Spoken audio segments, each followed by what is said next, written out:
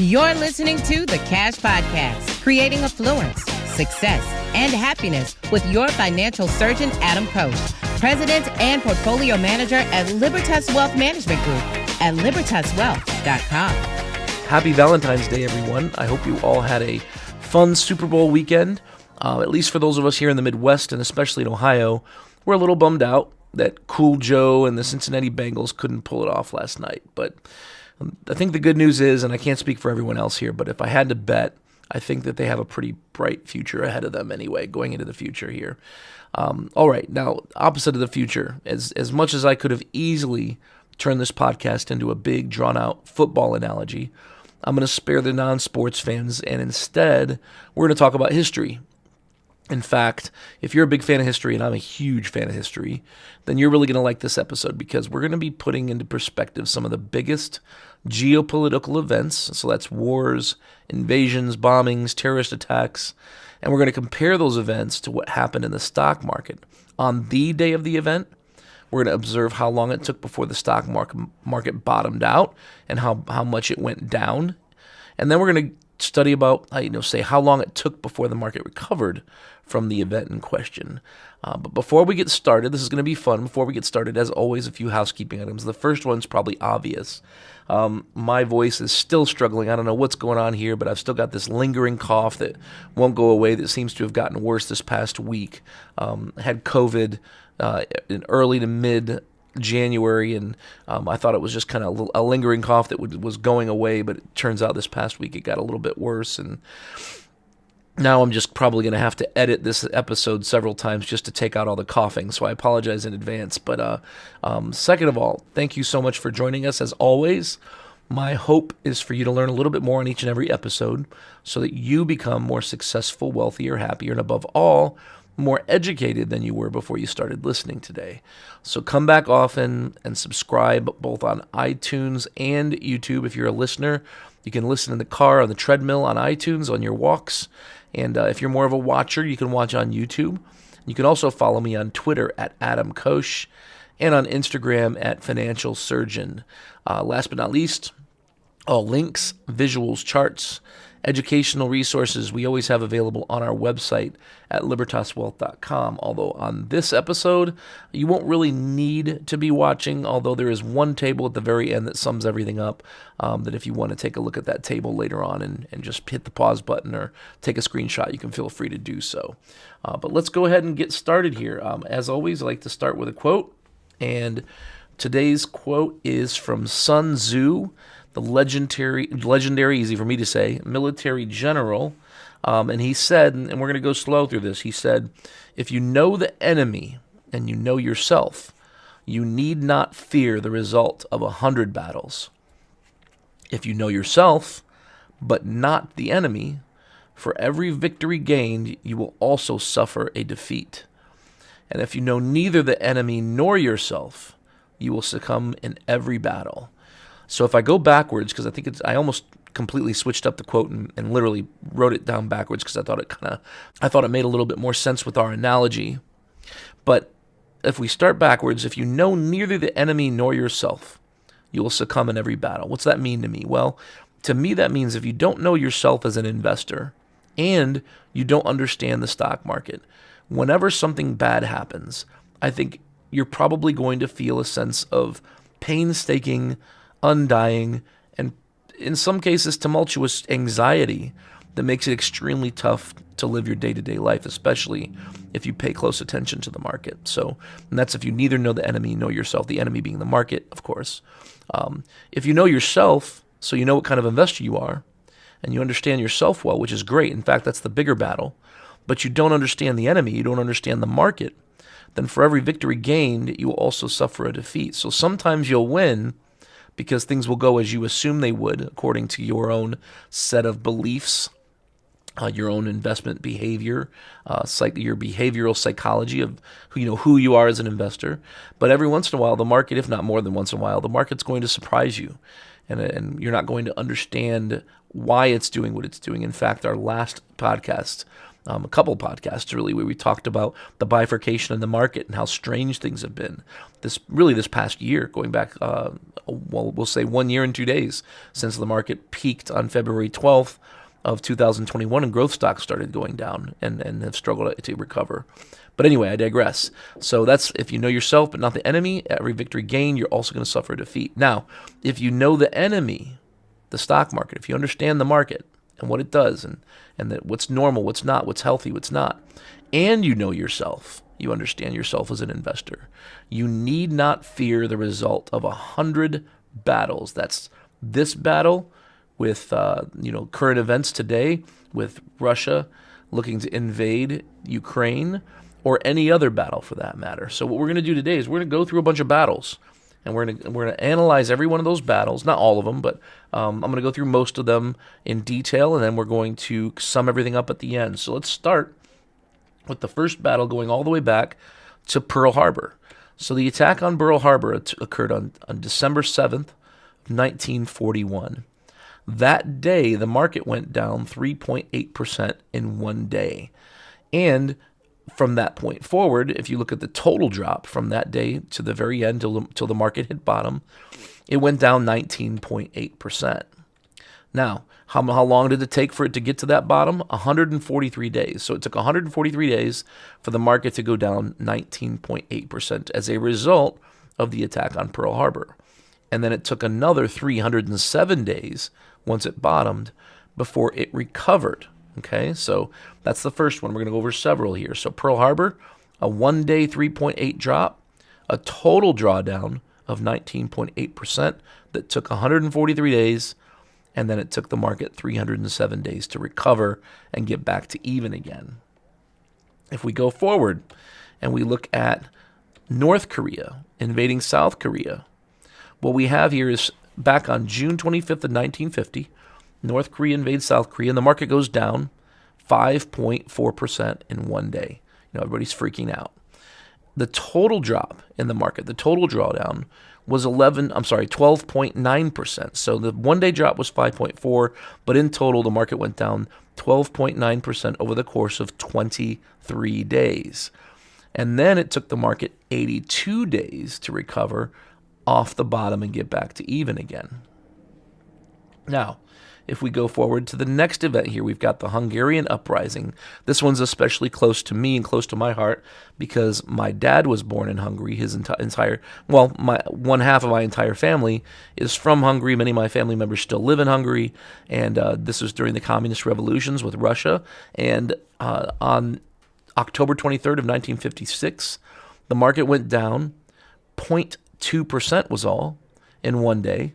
And the total drawdown as a result of this geopolitical event was 0.8% was all. And it took 3 days for the market to bottom and only 4 days for the market to recover. So from a market standpoint, this really wasn't that big of a deal at all. We can look at the past couple that we've just looked at, like Pearl Harbor and the North Korean invasion. And those took longer, obviously, but this one was a lot shorter. If we look at the next one, the Cuban Missile Crisis, most people have heard of the Cuban Missile Crisis, which occurred, or at least started, on October 16th of 1962. The 1 day drop when it first initially began was 0.3%. And the total drawdown took 8 days, and it went down, the market, S&P 500, went down 6.6%. After it bottomed, it took 18 days for the market to recover and get back to even. And that's the Cuban Missile Crisis. Most people think of Cuban Missile Crisis, they think of the Cold War, and they think of this long, drawn-out period where when you look at the actual event that took place, that wasn't quite as bad as we originally feared. Let's go to the Kennedy assassination. So when President Kennedy was assassinated, the S&P 500 went down almost 3%. It went down 2.8% that day. Obviously a big, huge deal, right? The U.S. president was assassinated. I mean, I can't think of too many other things here in the U.S. anyway that could be a bigger deal than that. But what happened? The market went down in 1 day. It went down 2.8%. And the total drawdown thereafter, that was it. 2.8%, it went down. It bottomed that day, and it took 1 day to recover. The next day, it was back to even again. If we move forward now and we look at the Gulf of Tonkin accident, where you had Vietnamese, Vietnam being accused of shooting down or shooting our U.S. battleships back in 1964 in August 2nd to be exact. You have a one-day drop in the market when this event was announced of 0.2%. Over the course of 25 days, so this is a little bit longer, but the market only goes down 2.2% in that 25-day period during this conflict. And then it takes about 41 days for the market to recover from that event. And what you're probably starting to notice is these news-driven events, these geopolitical events, have a tendency to be relatively quick with some exceptions.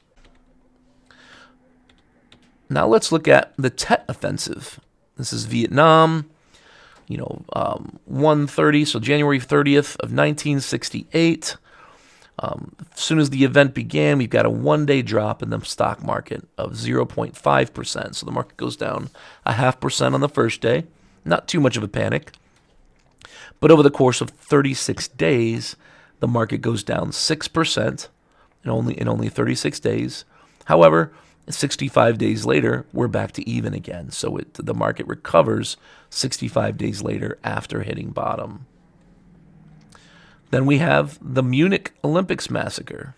And this is a talk about history. We have the Olympics going on right now.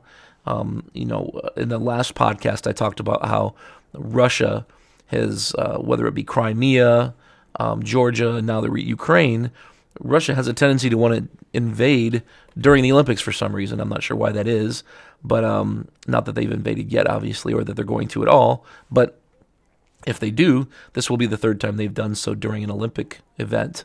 And when you look back to the Munich Olympics massacre, obviously, which occurred during the Olympics in the 70s, 1972, September 5th, there was a one-day drop in the market of 0.3% in the S&P.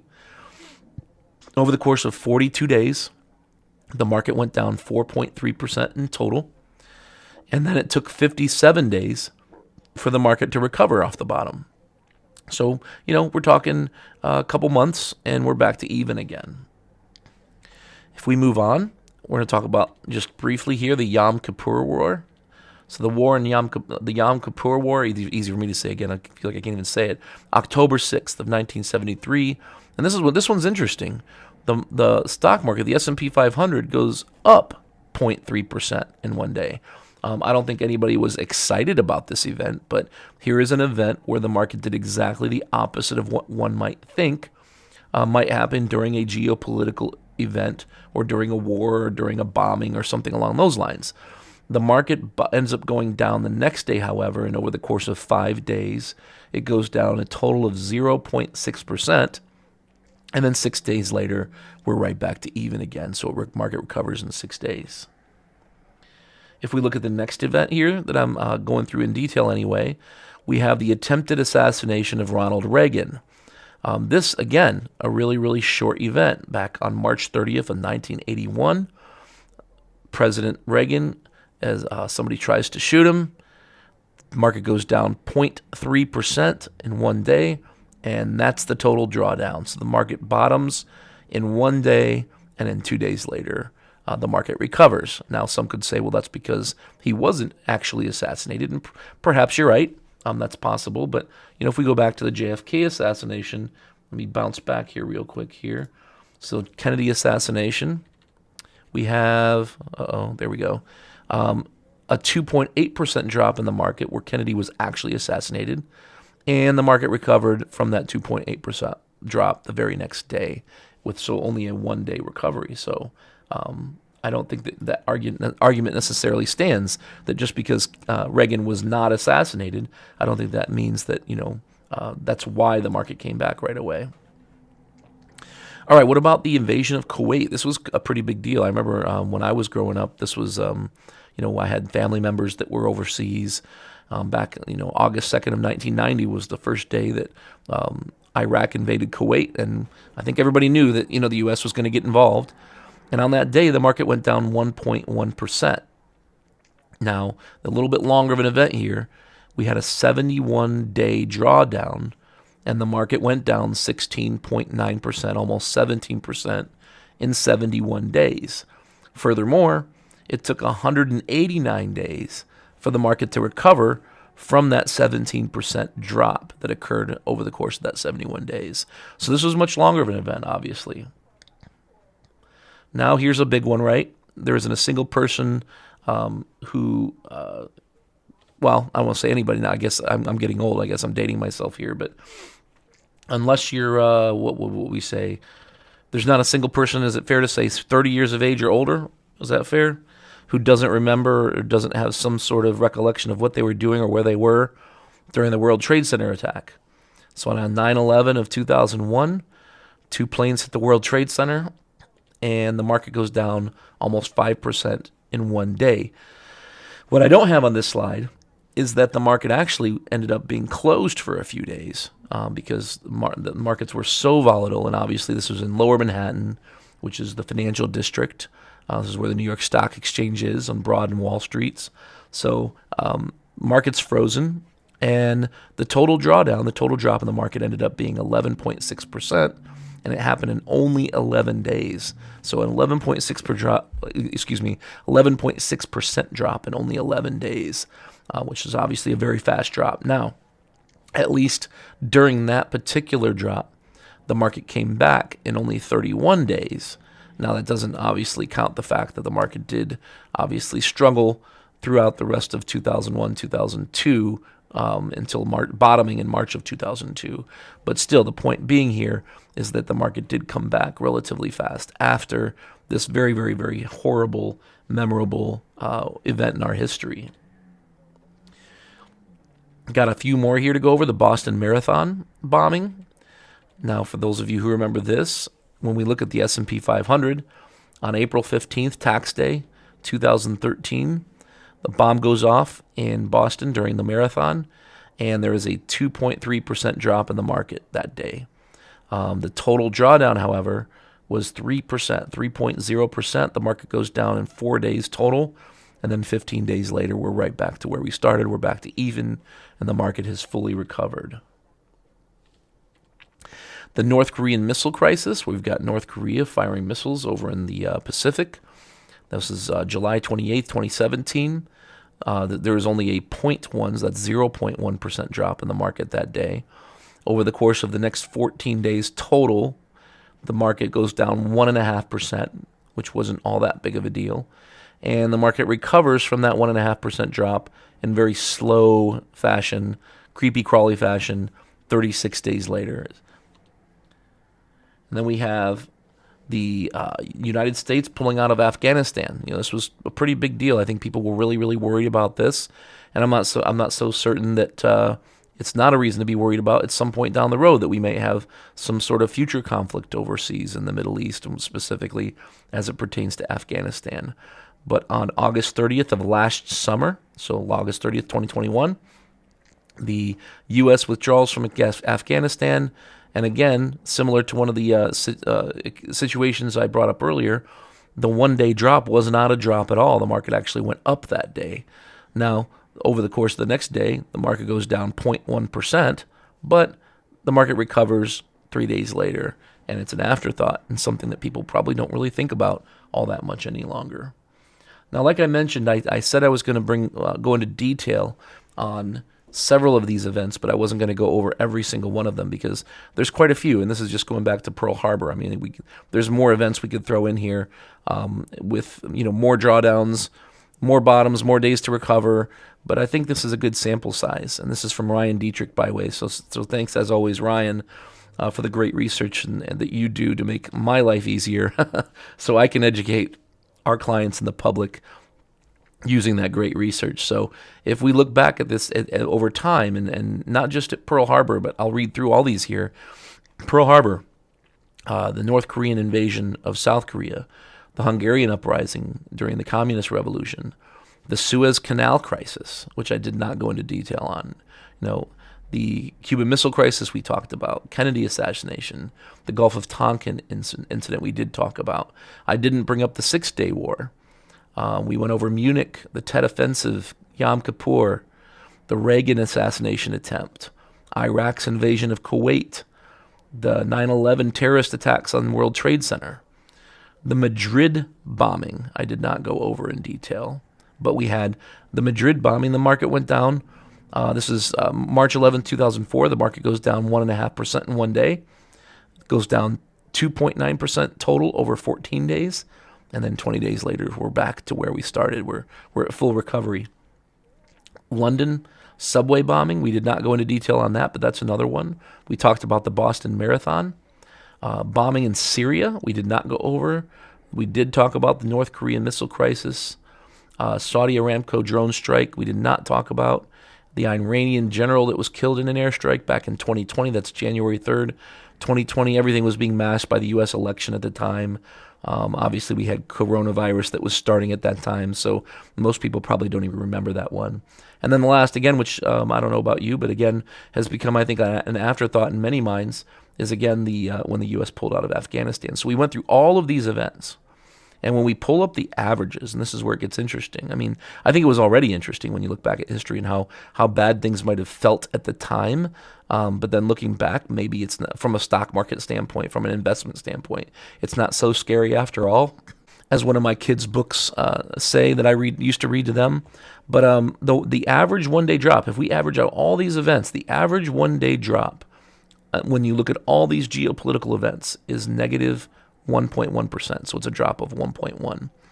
The total drawdown, the average total drawdown for all these events averaged out, is a drop of 4.6% over 19.7 days, so not quite 20 days.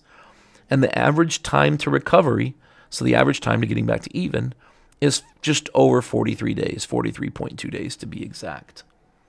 So hopefully you're getting the lessons here, and that what you've learned is to focus on the horizon, not your feet, as I always like to say. Focus, look, aim high. As back in driver's ed, I'm not sure if they still teach it the same way, but back when I got my license way back in the early 90s, they said to aim high. They try to focus on what's ahead of you, like the horizon. Don't look down at the hood of your car.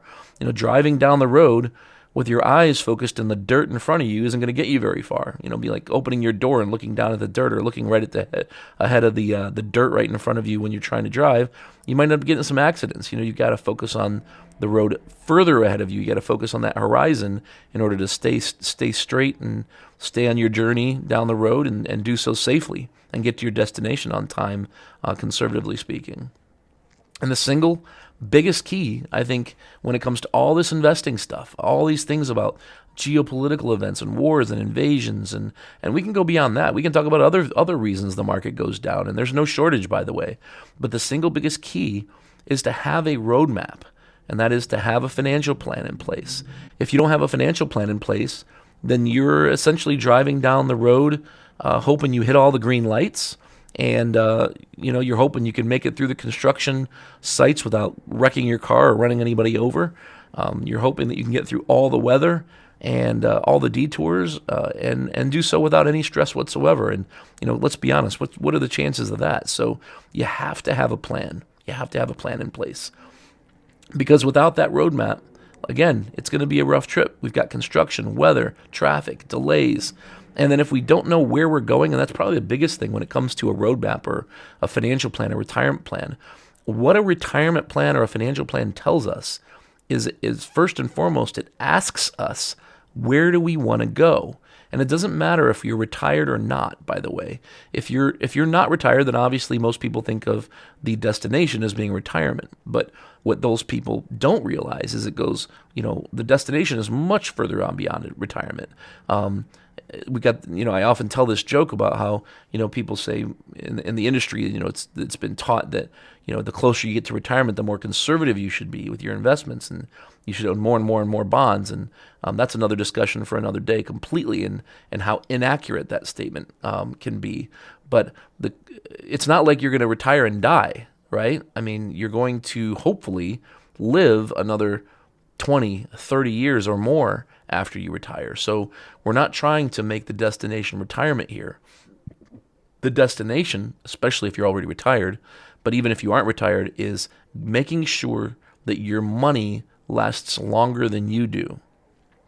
And money is a very emotional thing, and it's extremely difficult in real time on a daily basis to look at the stock market, hear about the stock market, whether it be on your phone, your social media, whether it's on your news apps on your phone, TV in the morning, TV in the afternoon, when you're driving on the radio. Everywhere you go, you have all this news and all this information that's being forced at you, forced down your throat, whether you want to hear it or not, unless you literally just turn it off.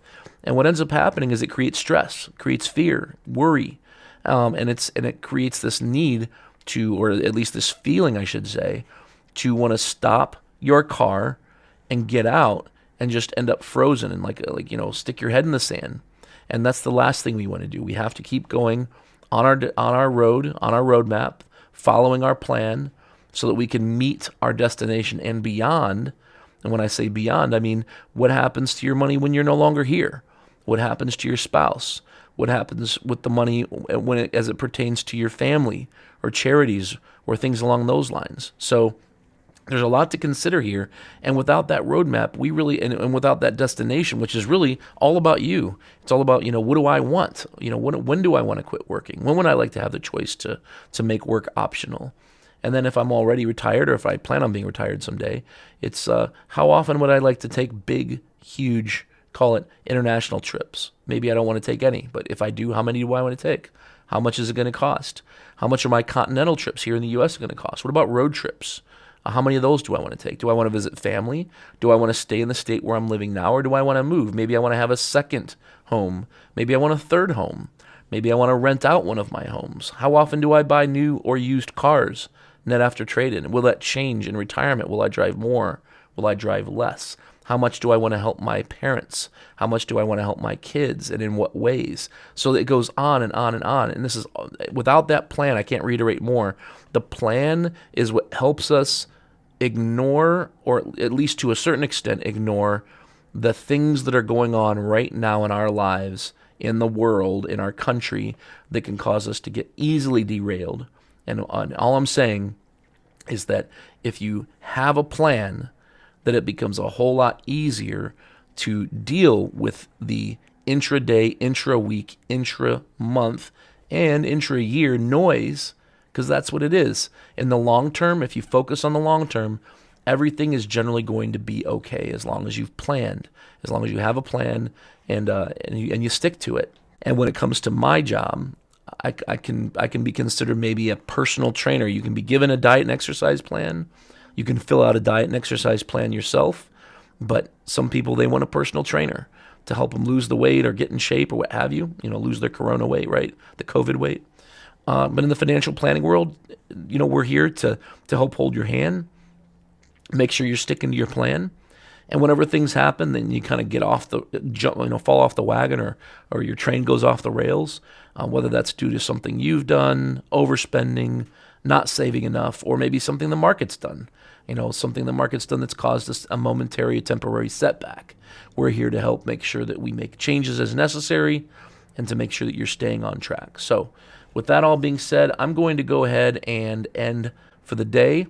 Thank you so much for watching. Please be sure to share this episode with your friends and family if you think they would benefit. And if you'd like to discuss your personal financial situation further, remember, you never have to be a client to ask a question.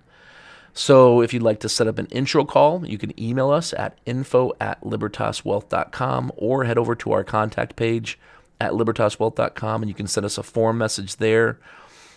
You can be the first to watch and listen to these episodes and others by subscribing both on iTunes and YouTube. And don't forget, if you head over to libertaswealth.com, you can get these updates and also our other screencasts, videos, articles that we write delivered directly to your email inbox whenever they're released. Feel free to follow us on Facebook at facebook.com/LibertasWealth. As I mentioned earlier, I'm also on Twitter at Adam Koch, as well as Instagram at Financial Surgeon. And as I always say, there's thousands and thousands of podcasts out there, and you chose to give hours a listen today, so thank you so much for joining us. Thanks for sticking through my my very slow and calculated speech here today. That's the one cough I won't edit out. I edit out plenty others, but I'll look forward to hopefully seeing you next time.